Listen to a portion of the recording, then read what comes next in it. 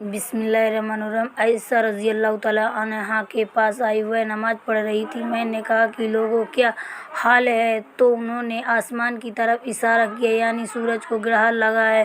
اتنے میں لوگ نماز کے لیے کھڑے ہو گئے۔ عائشہ رضی اللہ تعالیٰ عنہا نے کہا، اللہ پاک ہے۔ میں نے کہا، کیا یہ گرہن کوئی خاص نشانی ہے؟ انہوں نے سر سے اشارہ کیا، یعنی ہاں۔ پھر میں بھی نماز کے لیے کھڑی ہو گئی، یہاں تک کہ مجھے غشی آنے لگی تو میں نے اپنے سر پر پانی ڈالنے لگی۔ پھر نماز کے بعد رسول صلی اللہ علیہ وسلم نے اللہ تعالیٰ کی تعریف اور اس کی صفات بیان فرمائی۔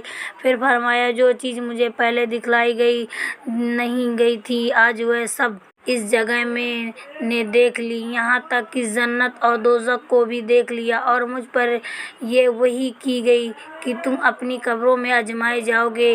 مثال یا قرب پکا قوم سا لفظ اسماء نے فرمایا، میں نہیں جانتی۔ فاطمہ کہتی، یعنی فتنہ دجال کی طرح آزمائے جاؤ گے۔ کہا جائے گا قبر کے اندر کہ تم اس آدمی کے بارے میں کیا جانتے ہو؟ تو جو حاسب ایمان یا صاحب یقین ہو۔ کون سا لفظ؟ فرمایا اسماء رضی اللہ تعالیٰ عنہا نے، مجھے یاد نہیں۔ وہ کہے گا، وہ محمد اللہ کے رسول صلی اللہ علیہ وسلم ہیں، جو ہمارے پاس اللہ کی ہدایت اور دلیل لے کر آئے تو ہم نے اسے قبول کر لیا اور ان کی پیروی کی۔ وہ محمد صلی اللہ علیہ وسلم 3 بار اسی طرح کہے گا، پھر اس سے کہہ دیا جائے گا کہ آرام سے سو جا، بے شک ہم نے جان لیا کہ تو محمد صلی اللہ علیہ وسلم پر یقین رکھتا تھا۔ اور بہرحال منافق یا شکی آدمی میں نہیں ہے جانتی کہ ان میں سے کون سا لفظ اسماء رضی اللہ تعالیٰ عنہا نے کہا، تو وہ منافق یا شکی آدمی کہے گا کہ جو لوگوں کو میں نے کہتے سنا نہ بھی وہ کہہ دیا، باقی میں کچھ نہیں جانتا۔ صحیح بخاری، حدیث نمبر 86۔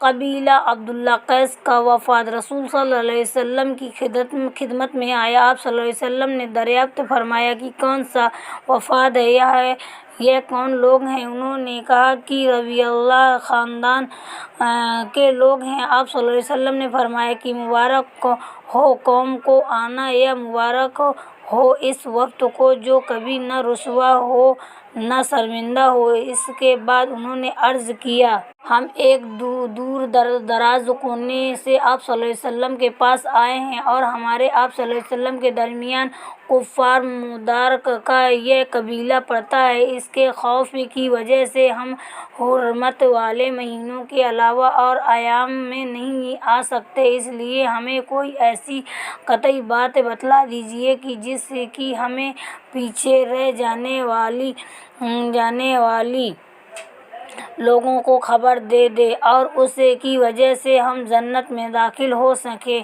تو آپ صلی اللہ علیہ وسلم نے ان 4 باتوں کا حکم دیا اور 4 سے روک دیا۔